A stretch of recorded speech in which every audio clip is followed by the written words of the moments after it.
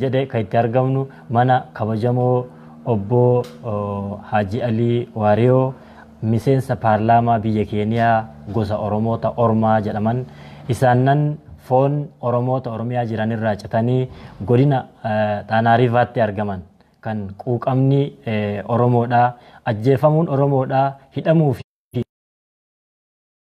yaachisee nu waliin dhukkubsachaati jiran har'a carraa argannee kabajamoo keenya biratti argamneeti jirra.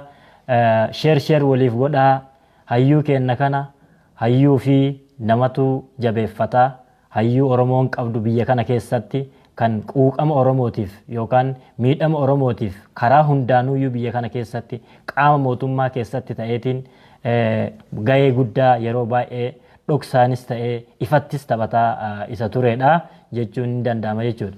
Har'a gaafiif deebii gabaabaa isaa waliin goona waa hunda dura mushimiwaa kabajamoo hayyama keessaniin fedha keessaniin dhufnee asitti mana keessanitti isin arguuf baay'ee gammanneerra baga wal agarre. Galatoomii baga wal agarre. Gabaabumatti namni guddoon si beeka namni guddoon fuul si beeka atis beekuu baattu lafa Oromiyaa san keessatti akka atin nam seenaa akka atin viidiyoon tanteellee karaa adda addaatiin namni atin beenne sheer godhanii baay'ee nama hedduu bira geette nama hedduu dhaqqabdee jirti. Kanaaf mee osoo gara gaafiif deebii kennaatti hin seenin hawaasa akkanatti laayivii si daawwachuu jiru kanaan salaama fuudhii mee achi booda itti deebina gaafiif deebii kenna. Bismillahirrahmanirrahim. Assalaamu alaykum wa rahmatullahi ta'ala wa barakaatu. Obboleeyyanki Alisaa Bitaafi Kadiir baay'ee isaan galatoomfadha carraa kan naa kennuuf obboleeyyanki Oromoo bakka jiranuuttu addunyaa kana irraat nagaa fuudhuun naaf waan guddaa kanaafu baay'ee isaan galatoomfadha galatooma. Mushimiwa atis hedduu galatoomi mee taateewwan godina biyya kana keessatti waa'ee Oromoota biyyatti hacuucaan adda addaa irra gahee quba qabdaa hin dhageettaa waan biyyi teenne itti jirtu san atillee hedduu dhukkubsattee waltajjii adda addaa irratti yookaan immoo fulamgeetti cufattuu waan Oromoo tana afaaniin buufannee namni guddoo si eebbisuu jira kaatiin gartee boleeyyan teentaa akka kabajamoo hayyuu Jawaarfaa Baqqalaa Garbaafaa maqaa dhooftee hagatiin du'aayii gootee fi katuwaa kana san namni cufti qaba. Wanta guddoo irraa gammadee nama akkanaa biyya sanii qabnaa jedhee namni guddoo irraa gammade. Mee jalqabumarraa wanti kun haga muummichi ministeeraa kun aangootti as dhufe irraa galtee siyaasa Itoophiyaa tan atakkamiin hubattaa maal irraa qabdaa wanti atiin irraa hubattu maali akkamittiin ilaalta? Galatoom Kadiroo wantin tokkaan dursiisa ibsu fedhu yaadiin anarra tan isaan biraa dhiyeessu kun yaad dhuunfaa akka nama Oromoo tokko dhukkubsataa Oromoo tokko akka Alii Waariyootti isaan biraatti ibsaa yaadiin lammaati miti. Baay'ee gaddee jiraniin baay'ee garaan na gubatee jira. Abdiin kiif duub deebi'ee jira. Gaafa argitee Abiy Ahmed filame baay'ee gammadee Rabbii shukrii jeebise. Wallahi ka Rabbiin beeku sujjuudee Rabbii garat galche. Maaniif osuma jirtu yeroo tokko Oromoon tun walaabummaa alaabaa argattee mootummaa argattee qubannaan na biraaf gammad guddaa waan ta'eef hawwaasuun qabaa abdiisuun qabaa. Abiy Ahmedin argatee abiin eenyu abiin Oromoo haga sumaat nagaani. Argitee baay'ee gammade. Achumaan booda dhufne wanti wayii ta'ee waan ta'e kan irraa waan bira uf gaafadhu waan guddaa gaafinti deebii argattu.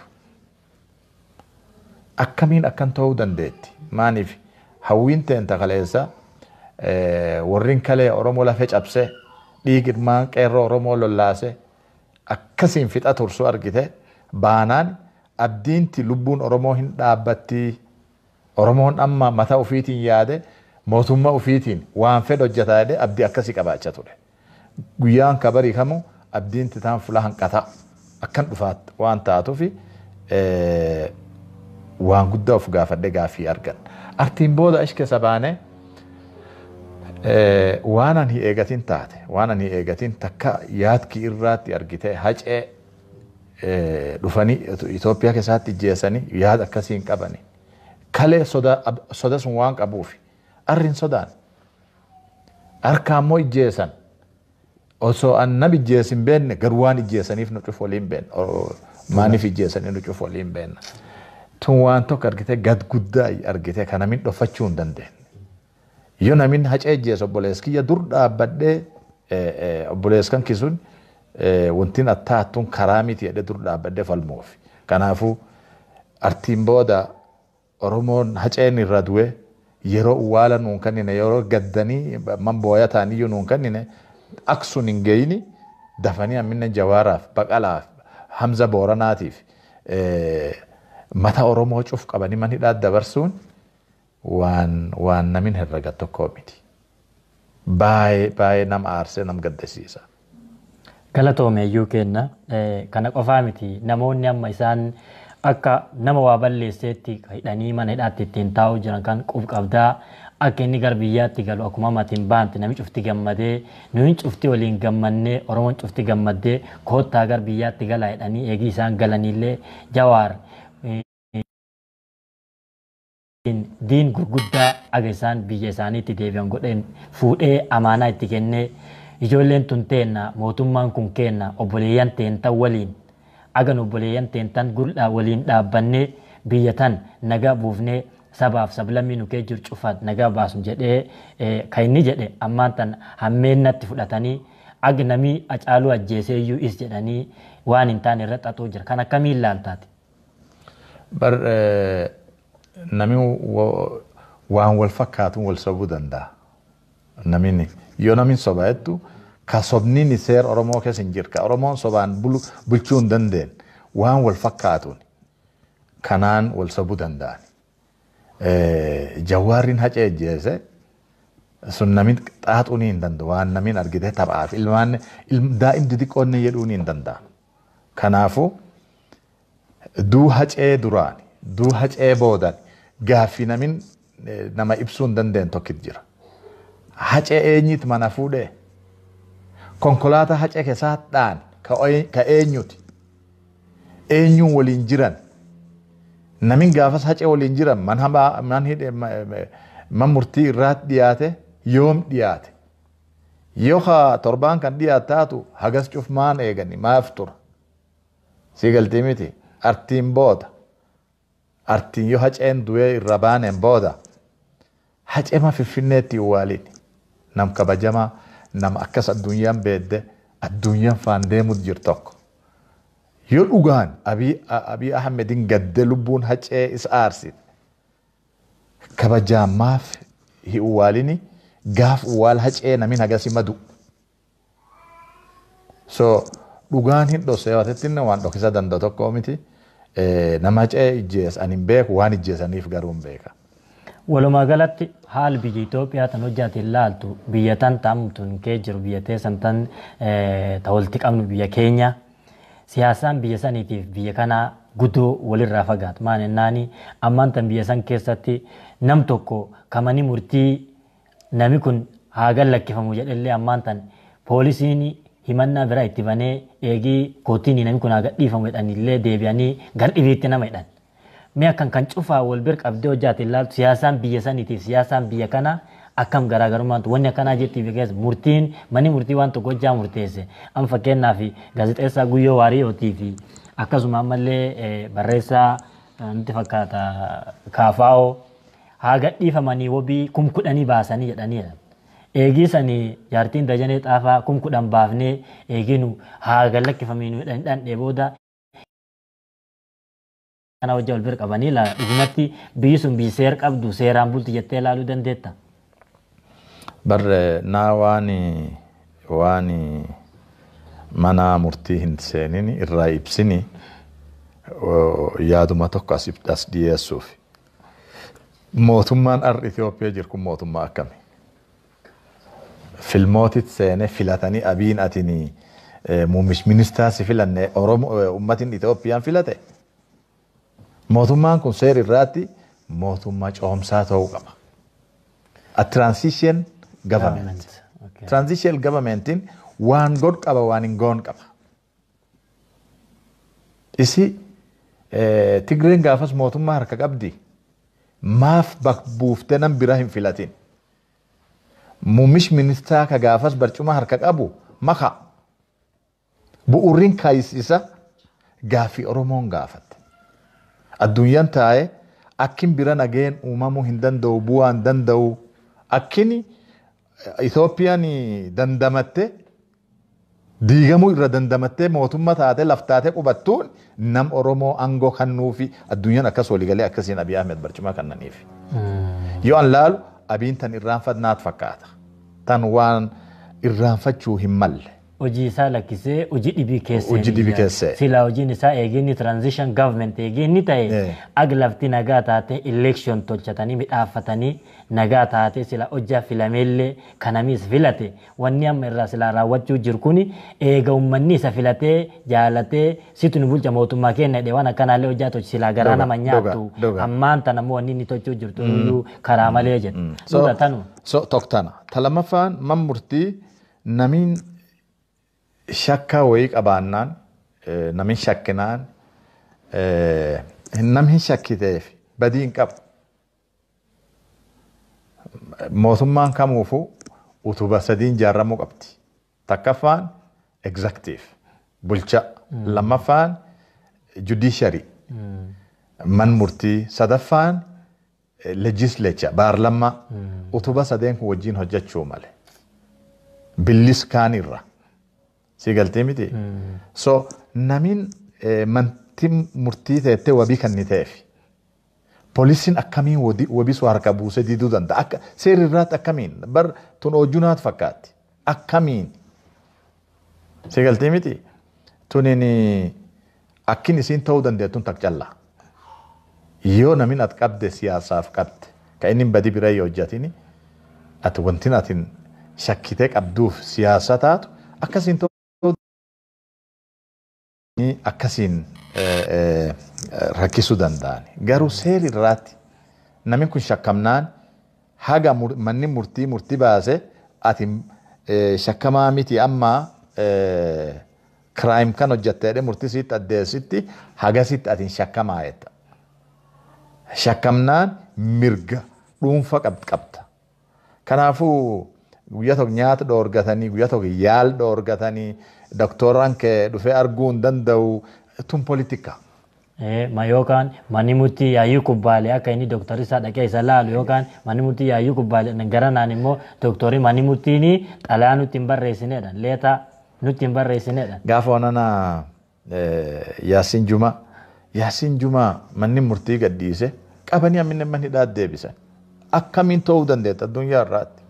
Bar namin kun am qulqullaa'ee gaafiin qabuu miti wabiin guyyaa ballama sii qabanii wabiin altaayi deebii kotti gaafii tan ta'e nu ibsi.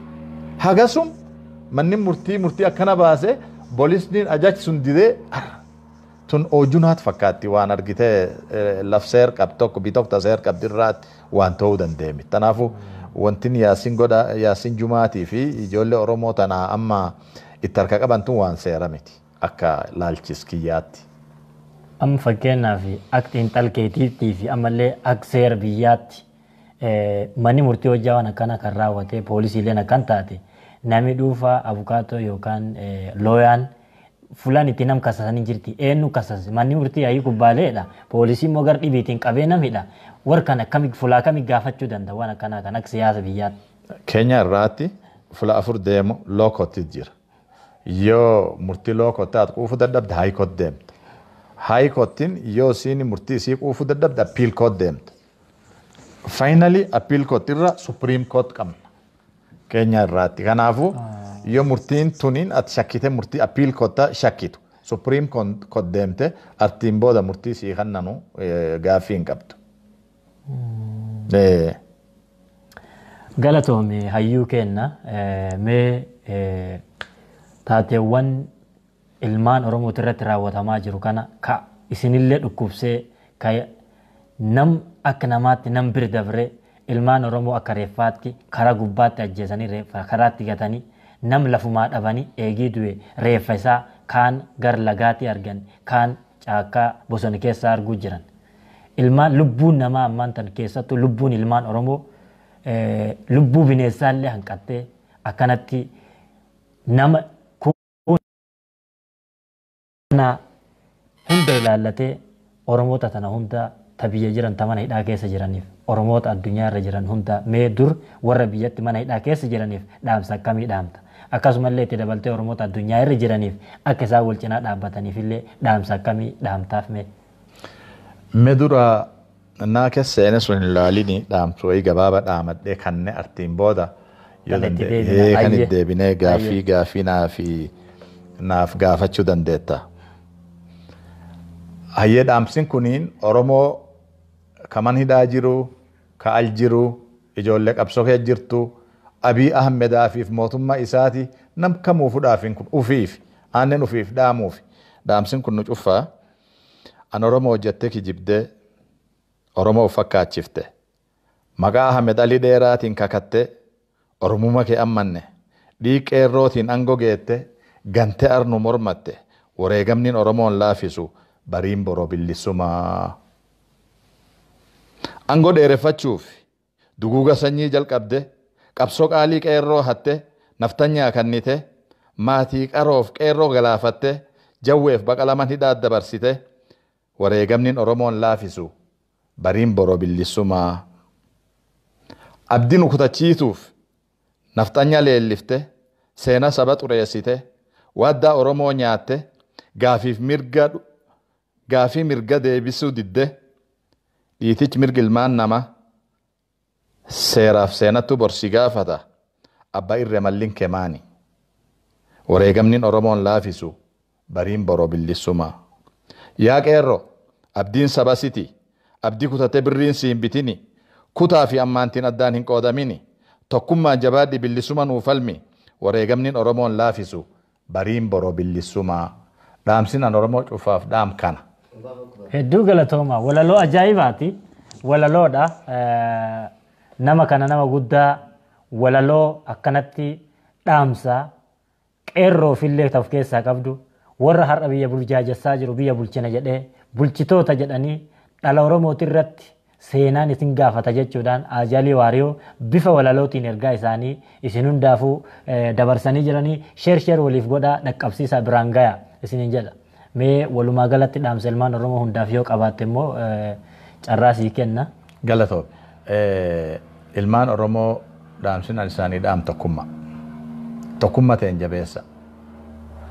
Namin fedhuufu wantin Oromoon feet malee ta'uu hin dandeettu. Nu jeesuu dandeetta. Nam feeti jeesuu dandeetta. Namin yoo guyyaan guyyaa isaa garuu bulchaan bisuni waan majority taateef kabajaan bultuu qabdi. Kabajaan jiraachuu qabdi. Bisuun keessaatti hagiyoomi Oromoon duu qabdi. Hagiyoomi Oromoon duu qabdi. Ganamaaf galgala duutiin ilmaan Oromoo arri ijjeefte bor ijjeefte ta'uu hin dandeettu. So wal qabanne tokko taanaan nam kamuufu kabadiin nuu deemu ofirra buusuu dandeenya.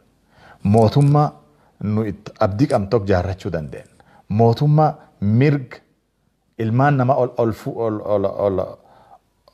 ol qabdu jaarrachuu dandeenya. Bu'urriin waan kana maani?